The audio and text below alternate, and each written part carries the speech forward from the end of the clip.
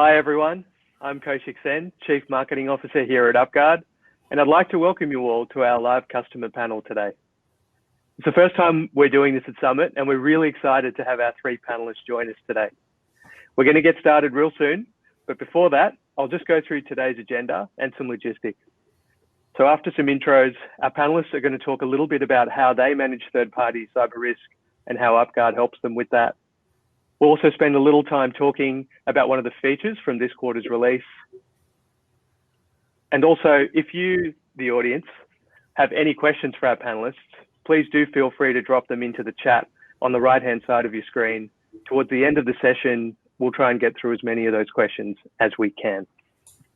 So today, we have a global panel from New York, Sydney, and Brisbane. So let's get started by briefly introducing our panelists. We're joined by Jason Walton, who is the Senior Director of Information Security at Schrödinger. In case you're wondering, and I was, yes, Schrödinger is named after the famous physicist whose thought experiment involved a cat and a box. Schrödinger, the company, is equally fascinating in that they provide a computational platform to help with drug discovery and in material science. We're also joined by Werner Muller, who is Cyber Resilience Manager at the Bank of Queensland. Now, the Bank of Queensland's website tells us it was established in 1874, although Wikipedia tells us that another Bank of Queensland started even earlier in 1863, but collapsed in the severe financial depression of 1866. So there you go. It was a history lesson for me when I was researching the company. And finally, we're joined by William Makdessi, a cyber risk consultant at a firm called InConsol, a leading provider of risk management solutions in the Asia Pacific region.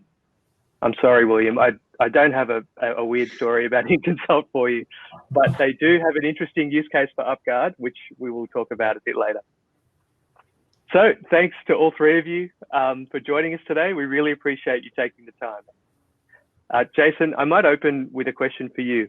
So in the past, call it 2 to 5 years, many of us in security, in information security, have been on this journey with adopting and implementing third-party risk management programs. And would you mind sharing a bit about how you and the team at Schrödinger are approaching third-party risk, and maybe a bit also about how UpGuard has helped? Sure. Like many people, I've been doing the spreadsheet method for many years, sending spreadsheets, tabulating answers, back and forth, sending spreadsheets. It's largely dependent on the analyst who's actually analyzing the spreadsheet as far as the quality of the results that you get from the analysis. So bringing UpGuard in helped us achieve a more quantifiable and consistent method of ranking our vendors. And we're rapidly expanding our cybersecurity team. So I also look at acquiring UpGuard as almost getting a half an employee, because we could offload some of that manual work to the UpGuard platform and not spend, and I can use that half an analyst for something else. And so it's been really invaluable for us in that way. That's great. So it's sort of helping you scale a team without having to bring on more headcount. How big is the team? Currently it's two. As many of you might know, hiring in cybersecurity is very, very difficult. It took me half a year to find one good person. So, oh, wow. Yeah, it's challenging. Mm-hmm. Yep. No, thanks, Jason. I appreciate you sharing a bit about that and how we've helped out there. The old spreadsheet method we hear that story a lot from people who use our platform, and frankly, I've been on the side. I used to work at a bank myself and have worked with vendors and done spreadsheet-based questionnaires. It's been a nightmare. I'm sure all of you have stories about that. And Werner, how does Bank of Queensland approach the problem of managing third-party risk? I know from our chat a few weeks ago, it seemed like you've been on quite the journey. Yeah, I think in an Australian environment, pretty much a lot of the third-party assessments require an uplift in terms of complying with the regulator in the banking sector, and pretty much the approach was driven by looking at the information classification and the third parties, whether they access, host, or that. We've gone through a similar journey to Jason. We're a team of 2 and relying on spreadsheets. UpGuard gave us that ability to really adjust our methodology and focus on not only doing the assessments using the standard questionnaires, but also making use of the new feature that was recently launched, being additional evidence. it really helped us to tweak and focus on, do we need to do in-depth assessments if our third parties actually have those SOC 2 or ISO type of certification. So it really helped us to not only workflow that engagement with the third party, but also, I'm going to say, create a tiered approach in terms of how we assess these third parties. Yeah, that's really interesting. And you touched on the regulatory requirements in the space with APRA. How is that manifested in the industry? So there's basically Q3 requirements at APRA. It's understanding or creating that framework where you assess your third parties on a periodic basis. Making sure that they've got notification procedures in place for us to understand their control weakness, and also requiring of them to report those to us. And I think it's been a big challenge for a lot of us. I mean, as you should understand, a bank has got multiple third parties, and it's not only about those third parties that host or access your data or support key system, it's also those ones that have interconnectivity with the bank as such, whether it's a cloud service or any direct API, even to the extent of consultants, which actually access and come and do internal assessments. How do they access? What do they actually do with the bank's information? Yeah, totally. I realize for our non-Australian audience, APRA is the Australian Prudential Regulation Authority, which is a banking regulator, effectively, for Australia. There are equivalents in the US, obviously. And Jason, actually, I might ask you as well. I mean, you operate with regulated entities, presumably. Does regulation apply to Schrödinger, or is it more it doesn't apply directly to it doesn't apply directly to Schrödinger. We are a publicly traded company, so there's a minor amount of financial regulation there, but we develop drugs, but entirely in software. So we aren't limited by things like HIPAA or some of these other regulatory constraints. However, we deal with a lot of very, very sensitive IP. These are patents for new drugs are worth billions of dollars. And we deal with a lot of companies that will synthesize these drugs for us. So we want to make sure that those companies who are synthesizing in real life the things that we have developed in software are handling our data appropriately. Yeah, that makes a lot of sense. It's what's really important for us. Yep, that makes a lot of sense. William, I know that you and the InConsult team work with us slightly differently in that you operate with a different model. Could you talk a little bit about how InConsult operates and tell us a bit about the business as well?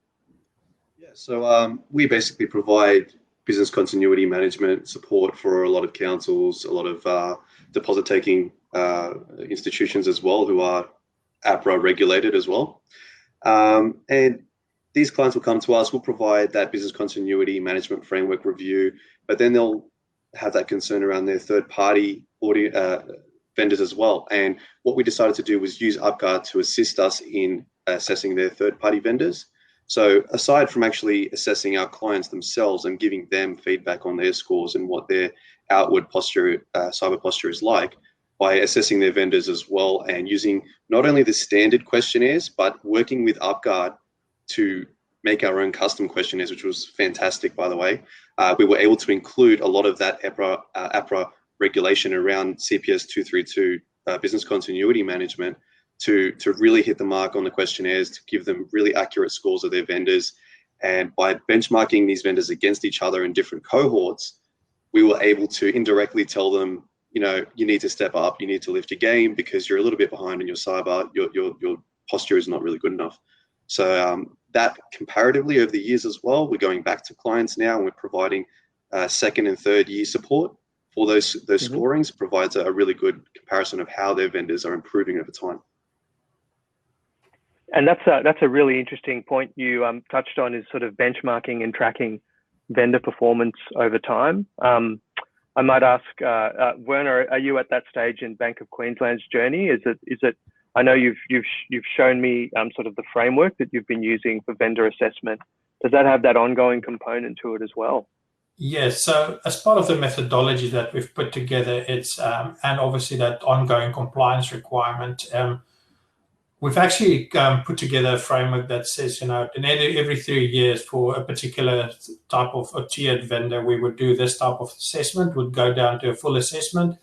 For a medium tier, depending on the information classification, we would do a different level of assessment. So if I take into consideration, the likes of big organizations, the Amazons and the Microsofts of those worlds, these ones have appropriate certifications. Those we would rely on those, and we'll do at that level. Where there's a third party which doesn't have the necessary certification, we'll make use of the standard questionnaires, everything, and that's included within UpGuard. I think a key thing to also add, and something that we've been exploring for the audience out there with UpGuard, is making use of managed services. Obviously, with the team being 2 and being a number of third parties out there, we're also leveraging UpGuard to assist us with some of those assessments where we don't have the internal capacity to do that. Thanks, Werner. You're spoiling our surprise for February, mate. But thank you. I'm just kidding. We've been working together on some of that stuff, and yeah, going to share a lot more of that with the audience in February as well. But we appreciate it a lot. And Jason, in terms of the way, when I hear Werner talking about sort of a framework and tiering and benchmarking, is that something that you're adopting at Schrödinger as well, in terms of a process and a framework around just the tool itself? Absolutely. We've developed procedures internally as far as, what scores pass, what don't. Again, with the additional evidence, if you have your ISO certifications and a SOC 2, perhaps you don't need to participate in a questionnaire. We can simply upload the evidence and approve the vendor. It's, as with anything, it's always a discussion with the business units as far as what, what's acceptable, what risk do you find acceptable. We deal with a lot of situations where there may be only one vendor that provides the thing that we need, but it's still important for us to understand that risk. Even if we're going to use that vendor no matter what, it's good to understand that risk. And in many cases, we've actually reached out to the IT departments of those smaller companies and been able to, quantify, hey, look, here's your SPF records don't exist. And here are all the external network vulnerabilities that we've discovered. And you don't do this internally, and work with them to actually get better. And so we've taken vendors and, and actually improved their security through the process. Yeah, that's really interesting. I wanted to, we talk a lot about vendors, and I know that one of the trends we're seeing a lot, and I suppose one of the reasons why UpGuard even exists, is around cloud adoption and around moving into the cloud. And that can be infrastructure, that can be software, it can be many different things. Might just talk a little bit about that with you all, if that's okay. But William, in terms of what you're seeing with your clients, are they looking to InConsol to help them in terms of cloud adoption and managing vendor risk on the way through? Well, yeah, it's actually like Werner said prior, the ownership of information or who has access to what information in various locations, in different data centers around the country, that's really crucial. So we actually had a client approach us recently, and they were concerned because they felt that one of the vendors that had taken part in the assessment that we did recently was actually not telling the truth about where they store the data. So that was something that would usually, just go under the radar, or there'd be no analysis of what kind of protection is in place. So to see that that is now in the spotlight, they're aware that they're actually storing the data possibly somewhere else. They can take the steps necessary to review what actual protection is in place as well. It's really good, because these are things that would never really be assessed in the past. Yeah, I hear you. I'm sure that there are numerous challenges around verifying what is often reported and versus what the reality may reflect as well. I'm sure all of you have had experiences like that. And Werner, as Bank of Queensland on sort of the same or similar cloud adoption journey that everyone else seems to be on at the moment? Yeah, I think we would be left behind if we weren't doing that. So yeah, we basically just recently moved two of our key data centers to Sydney, just to basically equip ourselves better to adopt this, and being closer to the hubs in Sydney, where the likes of Amazon and Azure have their key data centers. I think the key challenge for us, similar to what William said, is about not understanding where your data is, but also understanding where that data is being supported from. It's one thing having your data within onshore, but then we found that a lot of organizations have support centers outside. And we're using UpGuard in terms of a custom questionnaire that you guys helped us develop to pull out some of those questions, but make sure we keep that information within UpGuard as to not, have another set of spreadsheets separate to the ISO assessments to help us. Yeah, that's a very helpful thing. This stuff can easily get out of control, right?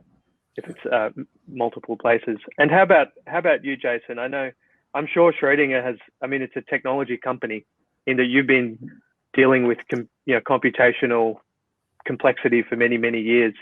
And how does the cloud adoption story look, and how does risk management play into that? I mean, we're cloud native. We have a giant strategic partnership with Google, including a partnership with Google for helping develop therapeutics for COVID-19. So we are very heavily cloud focused. We're also in AWS. So UpGuard hasn't played, I'll be honest, a huge role in that. We have some other technologies and other solutions for that, but we run thousands and thousands of VMs and containers in Google Cloud and AWS. Yeah, I can only imagine. I'm going to shift gears a little bit now and talk about a different topic. I know we mentioned this a little bit earlier, but as folks in the audience would have heard, we launched 3 key features last quarter. We launched vendor reporting, additional evidence, and the enhanced vulnerability detection. So I wanted to spend a little more time just diving deeper into the additional evidence feature and the use cases around that. I might start with you, Werner, just to share a bit about how that feature fits into your current workflow at Bank of Queensland. And could you just share a bit about how you're currently using that feature and getting value from it? Okay, to fully understand or explain that, I need to jump back to the methodology we discussed earlier. So in terms of the tiering and the information associated with the third party, our first approach would be identifying whether the third party's got information hosted or accessed from offshore or onshore. The second step in that methodology then drives, whether they've got that ISO or that certification. We discussed this before, there's really no need to tax the customers or the third parties with that additional effort in doing those assessments. But one need to still take into consideration that the scope of these SOC 2 type of 2 reports do differ from organization to organization. And some of the key gaps that we found that, it is they may not address all the locations from where the support service is being provided. So what UpGuard has enabled us is to raise that as an initial questionnaire with third party, get that email in. I mean, we all understand not everything is going to come through one system. We found a number of third parties that don't want to respond via UpGuard. We've actually managed to get a lot of them across the line, but there will always be the exception to the rule. Now, some of those information coming to the organization via other means, and that additional evidence was really key for us in getting UpGuard to, help us really on our road forward. And by adding that information, we can now raise risks relating to that information specifically. So given, say, SOC 2 doesn't address that specific location, we can now identify those risks individually. And we don't have to go to the effort of the ISO assessment. I'm sure most of you would understand, it's not a nice thing if you get a ISO assessment with 27 risks in there, and so we have to tier it in terms of effort and the actual impact of that organization or its relevance to the bank. So that ISO and SOC 2 certification as additional evidence is really key for us at this point, and it's almost a point for us that if an organization doesn't have that type of information, do we really need to do business with them? And that's where the additional evidence helps us document that in an appropriate way. Yeah, that makes a lot of sense. And hear your point, especially around people having reports that are already pre-filled, vendors having reports like SOC 2 audits and so forth. Jason, when you hear Werner speaking, is that something similar to your use case? Yeah, 100%. 100%. Share a little bit how that works for you. I mean, for us, it's vendors who we might be sharing sensitive data with that perhaps it's not a large engagement. So they're simply not going to resource people on their side to answer that questionnaire for us. However, they are ISO certified. They do have SOC 2 reports. They do have a CIA questionnaire filled out. So we can say, great, we'll take that documentation as long as your external vuln tests pass and UpGuard, we can pass you as a vendor for this particular project. And then you've got, on the other side, the Amazons and the Microsofts of the world that are essentially never going to talk to you, but have all that stuff public, right? We can document that. We can say what's good for the goose is good for the gander. Everyone is playing on the same field, regardless of how large you are. And we can have a full view of what our vendor risk is. And thanks, Jason. Appreciate you sharing that insight. And William, I know you're not, you haven't strictly been using this feature just yet, but you definitely must encounter this problem out there in the wild when dealing with vendors, which is, we've already got this material. How do you handle that issue when that comes up? Yeah, well, a good point made was the fact that some organizations may not necessarily have those certifications, and that really applies to us because quite a few of our clients are actually reinsurers, and sometimes reinsurers might just be a team of 3 people, 4 people. That's the entire organization, and they're dealing with multi-million-dollar contracts. So even though they are small, they do deal with a massive workload. So when we work with those kind of clients, they're not going to go to the effort of doing these ISO certifications and SOC 2 reports and all this because they're such a small organization. They don't even have a local network. They don't even have images that are distributed amongst their devices. So it doesn't really apply to them. A lot of these questions they can't even answer because their setup, their infrastructure is completely different to a medium to large enterprise. Yet they still do have a lot of security in place that would comply. So that additional evidence is really helpful in that sense. One of our clients, which we're currently working with to do a review, we're actually going to be using these new features for them in February next year. That's already locked in to go ahead.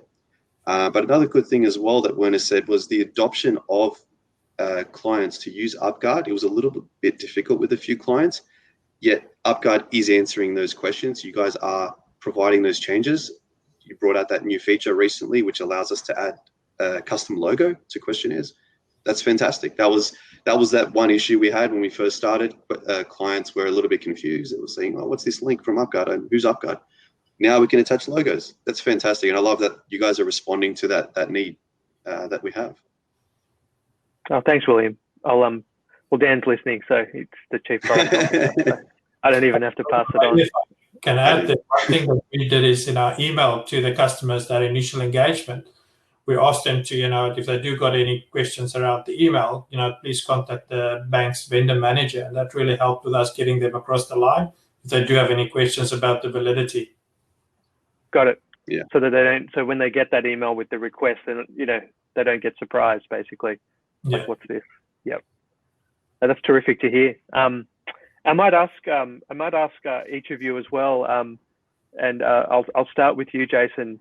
In terms of what's coming up in the pipeline for you. I mean, when you think about maybe the next 6 to 12 months, what are the key sort of security priorities that you're thinking about?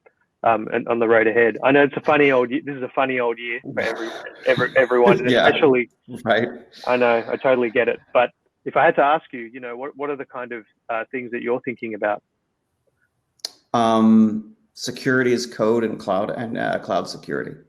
It's personally what I'm thinking about. Yep. And is that too terse of an answer? But no, it's very. It's a big topic. Is that sort of looking at the way you currently use cloud services and how that's secured? Right. Trying to move entirely as infrastructure as code, and then applying a security layer between the code and the infrastructure and the AWS or the GCP environment, so that we can catch misconfigurations or poor configurations before they ever happen. So before the vulnerability is discovered by a platform like UpGuard. Yep. Right. You still want the belt and suspenders. You want something to actually scan what's actually live in your environment, but hopefully you can stop it before it's actually pushed. Yep, that makes sense. And what about you, Werner? What does the road ahead look like for the next 6 to 12 months? I think in terms of UpGuard, we've just gone through, almost done with a complete cycle review of all our third parties and refreshing them in terms of the latest methodology and getting everybody into UpGuard. We're almost done with that. The key challenge for us was going forward is how we can actually further improve on our methodology using breach site within UpGuard as part of that risk profile. To date, we've really relied on using the assessments and everything like that, the questionnaires, not really as much breach site. Given that there will be more companies coming on board in future, how do we actually preempt some of that assessment up front to just speed the process along? Because in our current methodology, we're pretty much almost the last task prior to signing the agreement, and that's not where you want to be in terms of that assessment. We want to be up front. So one of the things that we're looking at is how to integrate with our vendor management service as per the earlier discussion with ServiceNow, to sort of preempt if there's any change in information classification from a contract level, how does it trigger this automated assessment of a third party? And one of the things also is for us, having many contracts with a particular third party, is how do we incorporate all of that as part of the risk assessment to make sure we've got an appropriate understanding of the business context. As everyone, there's different contracts with the same organization. And at the moment, it's still a challenge in bringing all of that business context into one risk assessment and understanding the profile and the different types of information that is being accessed by the third party or the vendor. So absolutely. It's focused on just enhancing our current UpGuard usage. Yeah, no, I hear you completely. You mentioned ServiceNow. Alan talked today a bit about how we're developing our integration and partnership with them. We've also heard from other customers about RSA Archer and other sort of GRC type solutions where we fit nicely in. So we've got a roadmap ahead that we're working on all of that. So that's really exciting. And William, what about you and InConsult? What's next for the next 6 to 12 months? Yeah, look, we're in a pretty similar boat with Bank of Queensland. As Werner said, we've been relying on questionnaires quite a bit. I think we need to start using BreachSight a little bit more for our clients. We've been using it actually for our own self-assessment mainly. We've been assessing our Azure platform, and I think we've reached a point where we've got almost a perfect score, so there's not much we could do with our own infrastructure anymore. So we need to start utilizing that for our clients as well. I think it's really beneficial. There have actually been some cases where I've visited councils in local government, and in the moment, I'll just do a quick assessment of their outward posture, give them a score, and that's kind of the seed that I'll plant in doing third-party assessments with them later on as questionnaires. But if it's so powerful in the moment, I don't see why I couldn't be using that in future, doing more reports, comparative analysis, to provide them with insight of their own posture or their vendor's posture, not through questionnaires, but through the actual vulnerabilities and risks that are present on their infrastructure. Absolutely. Thank you, William, and thanks to all of you. I've got I'm gonna take some time to just have a look at the chat and see whether we have any Q&A. If any folks in the audience have any questions, feel free to drop them in, and we'll try and address them right now. So I'm just having a look, and here's one. So actually, it's a two-parter from Angoro Basuki. Sorry if I didn't pronounce that very well. So it's a two-part question, and I think this is an interesting one. So the first part, so how long do you usually give a vendor to complete a questionnaire? I think that's an interesting question. Werner, I might ask you first. How do you manage that process? I think, first of all, we've got a two-pronged approach, as I noted earlier. We go out with them with the initial questionnaire to understand what certification they have. And we usually give them about a week. It's a really short questionnaire, but it gives us that first impression. Do they have interconnectivity with the bank? Where's our data being hosted? Where is it being supported from? And do you have risk management certification? So it really takes them 10 minutes. We usually give them about 4 to 5 days for that. Following on from that, if we do need to do an in-depth assessment from an ISO perspective, you need to take into consideration the maturity of the business once you've got that initial understanding, but we try and work on a 2 to 3 week basis. But yeah, I think it all depends on the drive behind your contract signing, which is usually a key one for us. And being educated in our project delivery that they can't go on to the next stage until we've actually got that comfort around that this third party can actually deliver what we need to, and they've got the capability. That makes a lot of sense. And Jason, how about you? How long would you normally, if you're asking for a security questionnaire, what's reasonable? I try for 2 to 3 weeks. It's been difficult, I'll admit, for many vendors to hit that, and I think a lot of it comes from getting the people who are onboarding these vendors, who are signing these contracts, to give the cybersecurity team the appropriate contact information at the vendor. Half the time it goes to the wrong contact and they don't do anything with it, and they just sit on it because they have no idea what they're looking at. So really capturing who is the technical or security contact at the vendor organization that we should be sending this to is really, really important. Yeah, I totally hear you, especially if the project team is working with a different part of the organization usually, right? So they're often, the wires get crossed and stuff like that. And how about you, William? How do you find this process in terms of how long do you usually give a vendor that you're working with? With our clients, because we're assessing essentially all their critical vendors, as they would call them, it varies. Sometimes the questionnaire will be an ISO questionnaire. It could be anywhere from 50 to 300 questions. It could be a short form questionnaire that's going to a supplier of actual material goods. So if we're talking about short form questionnaires, we usually provide about 2 to 3 weeks. If we're looking at more longer questionnaires that are regarding ISO certification, we usually provide about a month. And just to give a little bit more regarding timeframes, between reviews, we provide a minimum of 3 months between. So usually a quarter before we do another assessment. That gives vendors time to make some changes. In most cases, they're pretty minor changes. We try to format the questionnaires with questions that are really easy to answer. You've got only a few options. If they're a short response, the short response is pretty obvious. So we try not to make it too complicated. Even if there are a lot of questions, it is quite simple to understand. Yeah, I'm sure that helps as well, just to get a sense of where the risks are, right, and where you can go deeper if you need to. Yeah. And this was a two-parter. I think this is an interesting question. What is the most, I'll just read it out. What is the most challenging situation that usually stops a questionnaire being properly completed? E.g., incorrectly understanding the question or not being able to forward supporting evidence. What is the most challenging situation? This is an interesting one. Who wants to go first? I know I meant to choose. I'll go first. Yeah, go for it.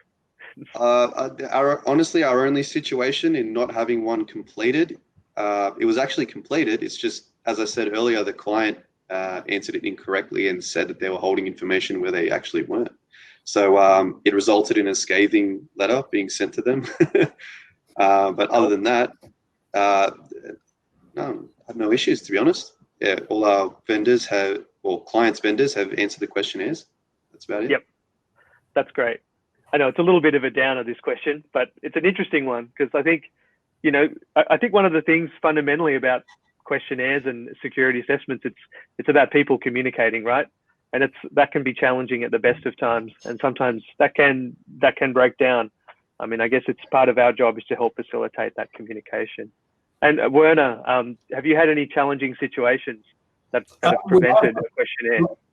We actually had a few of those in the past. One way of looking at it is, obviously, when you go through the assessment, you get a sense of, you know, either the person's knowledge doing it, you know, and looking at the risk come out of it. One of the things that we've done in the past is, subsequent to the completion of it, actually set up sessions with the video sessions with the respective party and say, you know, can you actually show us an extract of your vulnerability management policy? You know, show us how frequently do you patch? Do you have any type of reporting? And a lot of them have actually been very agreeable in terms of showing us some of their reporting. Not that they want to share it, the actual document, but that web sharing or video sharing actually really helped us in, you know, picking a few examples and asking for evidence where you've got some doubts. So that's one way if we're trying to validate or counter that, how can I say, misunderstanding. Totally understand. I hear you. And Jason, did you have any stories around this as well? Yeah, I mentioned my number one already, but the one probably right below that is actually vendors being unwilling to share information because they feel it's too sensitive. An odd one recently that was kind of funny is the vendor did not want to answer, do you install malware protection on your devices? Like, I consider that to be too sensitive to answer. Like, well, I think you just answered no. Got it. But it took a little bit of work and just a little bit of hand-holding to, you know, we have NDAs in place to remind the vendor, we have NDAs in place. You can share this information. We're sharing sensitive IP with you. You can tell us these very relatively opaque, you know, answers to questions. Yeah, I hear you. So. That can be a challenge as well when people, despite, you know, things like NDAs being in place, getting, you know, total disclosure can be challenging as well. I hear you. Mm-hmm. We've got a couple of rapid. We don't have a lot of time left, but I see a couple of rapid fire ones popping in. I think we might be able to get through them quickly. It would be great to. So, firstly, what or who is the role within your organization that handles vendor management / questionnaire facilitation? Are they IT cybersecurity staff or more office generalists? It's an interesting question. I might ask you first, Jason. Sure. Around Cybersecurity staff. Yeah. That's yeah. How about Werner and William on that one? I'm actually the one who runs it, the cyber risk consultant. So, yep, cyber staff. So from my perspective, I'm in a cybersecurity team reporting to the CISO, but we've got a close relationship with the strategic sourcing team that actually manages that procurement. Yeah, that's interesting. The relationship between procurement and security teams now. Things seem to be getting closer, don't they, over time? Mm-hmm. Very interesting. And so then the final question from the audience, and we won't be able to do any more in the time we've got, but how long do you give vendors to remediate any risks? How long do you give vendors to remediate the risks for scans? Same question for questionnaires. So I guess this is a question about remediation timeframes. Werner, how about you? I think for us, it's obviously more about the commitment to fix it really than is, placing a time frame on any organization is going to be difficult in terms of their capability and, the amount of effort required to remediate it. So what we're working on is getting that commitment, and the challenge is we've got already a contract with that third party, there's not a real commitment from them to actually fix that. So what we're doing is once we got that commitment from them and we do those annual reviews or whenever there's a variation to the contract, we make sure that there's some inclusion of those requirements that they have to fix those. But those only come along so often. So it's really getting onto that process whenever there's a variation or a new contract, making sure you're building those requirements. But if you've got a good working relationship, it's still making sure that, you get some sort of 3 to 6 months in terms of the criticality resolution for those. As long as you can see there's commitment, they've got a plan, and you need to work with them. Same as any other audit finding, there's no real time frame. You need to think, what is the impact for the bank? So judgment is required. Yeah. There's an element of judgment. And William, sorry I cut you off earlier. Please continue. Please share. Werner's exactly right. It really depends on what the risks are. You need some judgment. If it's a low priority risk, if they've got some security in place, and we're talking about the fact that they might not have the right kind of multi-factor authentication, even though there is some other security in place, it's not really that big of a deal. But at the same time, you still need to put a little bit of urgency on it. You don't want it to just go out of hand and just get forgotten. We try to go for 3 months, but being the guys that provide advice to the client, who is then addressing the vendor, they need to actually make the final call on, is this enough time for our client, for our vendor? Is this a critical vendor? It's not a critical vendor. It's not a critical risk. We can overlook this one. It's really left up to them in the end, but we just provide the advice of, try to stick to 3 months if you can. Makes a lot of sense.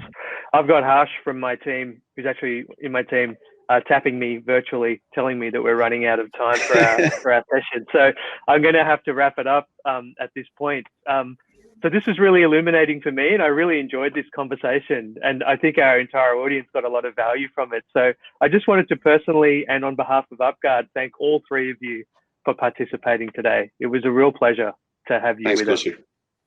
Thank you. Thank you. No, thank you. And so for the audience, we've got a very short break, and then we're going to jump into a live Q&A session with our Chief Product Officer, Dan Bradbury. So if you click through to your agenda at the top of the screen, that join button will pop up very shortly, and we'll be ready to go. So thanks again, everyone, and we'll speak to you later.